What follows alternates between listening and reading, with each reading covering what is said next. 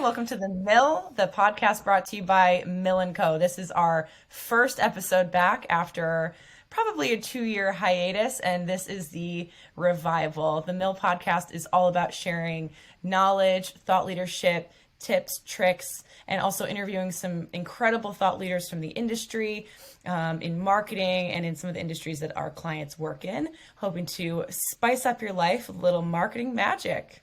So hi, my name is Bridget Kane. I'm an account manager here at Mill & Co. and I am joined by Syra, who is also an account manager.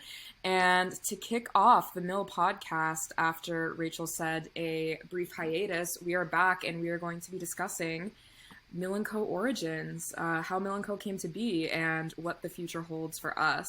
So I would love to get a few answers from Rachel. I think the first thing is just, how did Mill & Co. come to be? What was the first steps into creating your own business? I'd love to get some insight on that. Yeah, well, May 2023 will be our 5-year anniversary, which is wild. So 5.5 years ago, I was living in West Village, Manhattan, in a tiny little walk-up shit-stain apartment. And, I had worked in really traditional advertising settings at an agency and then a digital media publisher. And I recognized that there are a lot of issues in the industry, particularly on the client side, when it comes to getting work done and not paying an arm and a leg for it and not being locked into 12-month retainers and not working with agencies that have super toxic work environments and people that are cancerous to the organization that no one does anything about. All of that impacts the client work. So, when I was living in New York, I was thinking to myself, like, how can I just do this differently? How do I beat the big agency bully that's out there? And how do I also be better and more organized and more concise than just one-off freelancers, which is a great tool for businesses, really of any size. And so, I was working out of a co-working space, and I remember writing down, like, what am I even good at? What am I personally good at? What am I passionate about?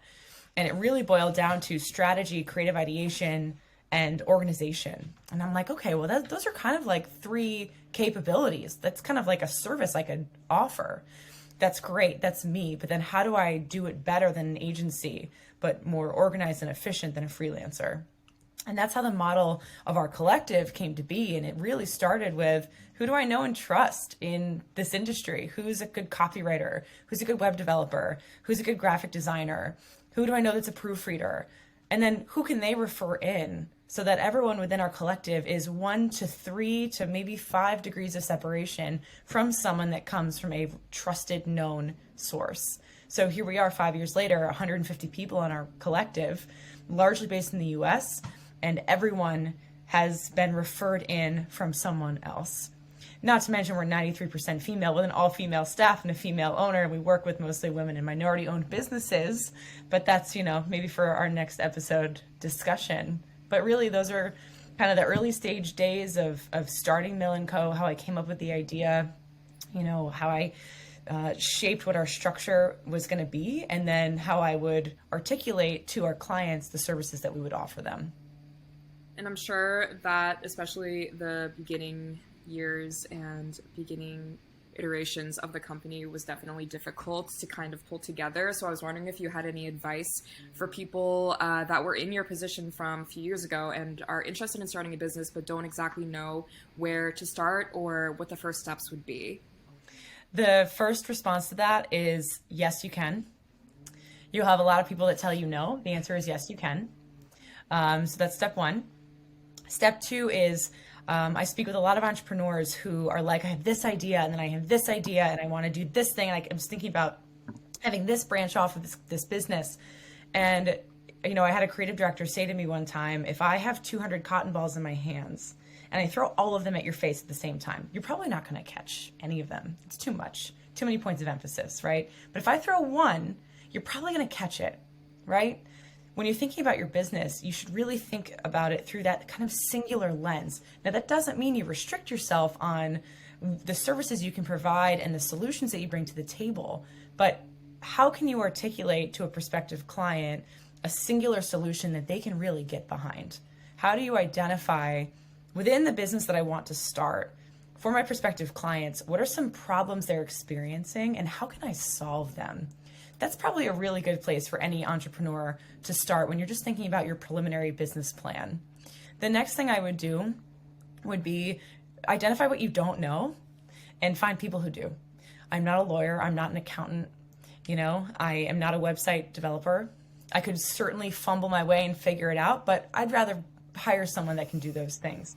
Once you know what you don't know, suddenly it becomes so much easier to get those things done because you're just like, whew, let me just check that off my list and give that to this person to get it done for me. So those are really my preliminary recommendations for someone who's just thinking about starting a business or has started a business and is now looking into the next steps of building a business plan. So, you've had your own business, you're saying we're coming up on 5 years.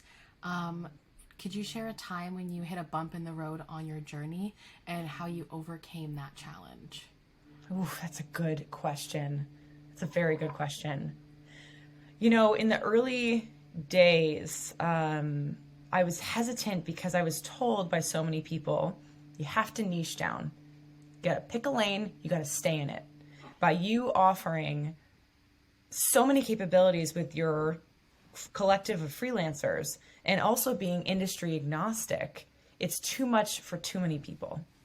And so in the early days, I actually started to hit a wall because I was like, well, we're just starting out. We're just starting to get a couple clients. It would be easier. One would think that if I just picked a lane, I could just dive deep into that area. And I know this kind of contradicts what I said earlier about saying singular, but what I decided to stay singular on rather than the client industry that we work with was our approach. Having full-time in-house account managers overseeing a team of hand-picked creatives in the collective. That was my singular point of focus. And so there was a point where I felt almost paralyzed because I'm like, well, who do I even call and prospect as a prospective client? And then what do I offer them if I'm reaching everyone to offer everything? So once I kind of got over that hump and realized my singular focus is the uniqueness and efficiency of our model, suddenly it became so much easier to sell. And then anyone that I spoke to in any industry was like, yes, click immediately. That makes perfect sense.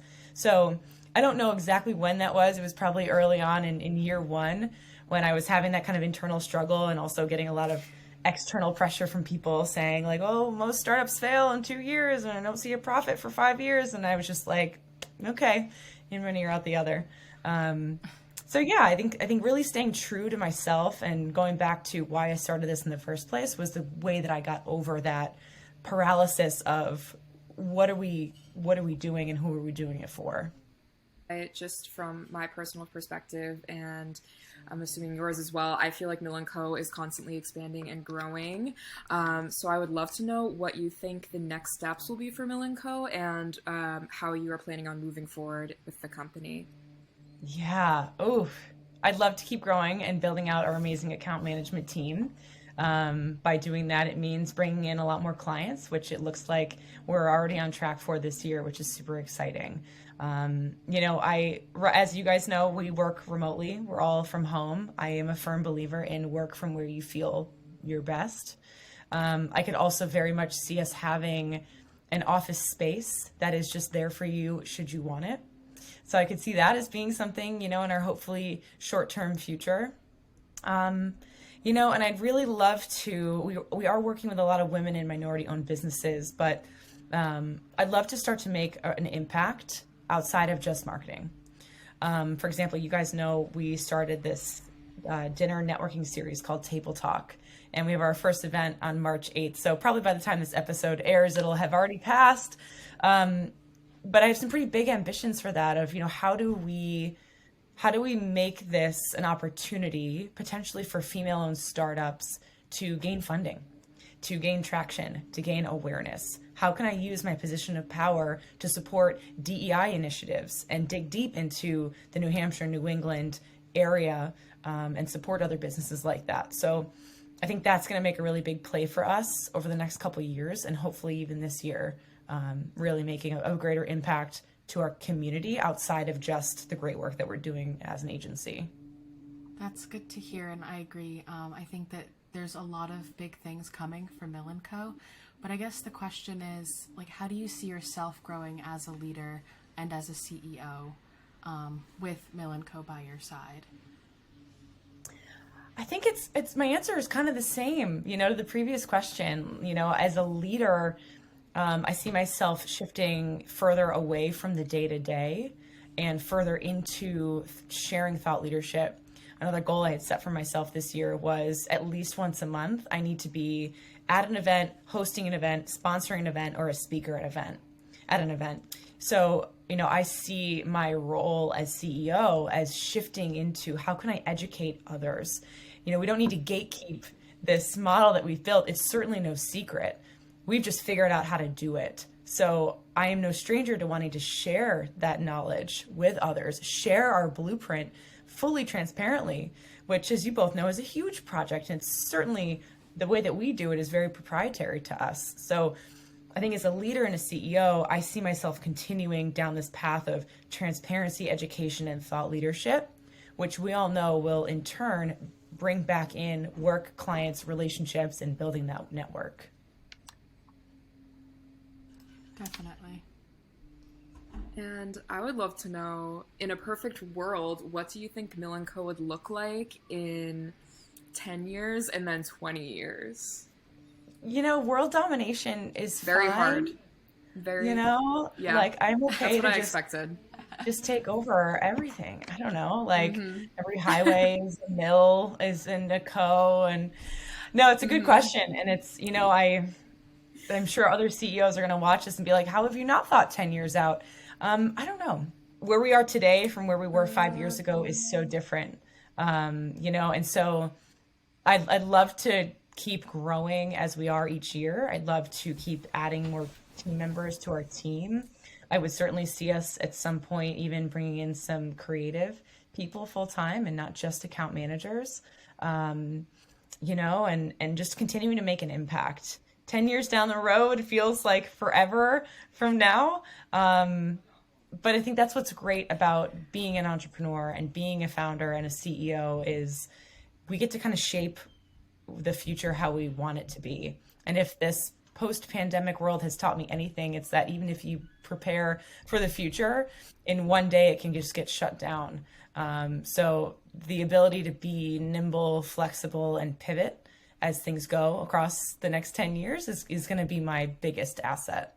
I feel like that was a great recap of the origins and looking into the future of Mill & Co. I feel like this was a great reintroduction of the Mill podcast. So we're very, very excited to continue on this journey and film even more exciting podcast episodes. Absolutely. Ladies, thank you both so much. For anyone watching, thank you for tuning in to the Mill, the revival. So excited. Thanks for milling around with us. Please make sure you subscribe. We have a quarterly trend tracker that we send out for free, where we do a ton of research and deep dives into different social channels, different industries, different things we're seeing in the market. So don't miss out on that. Until next time, thank you so much.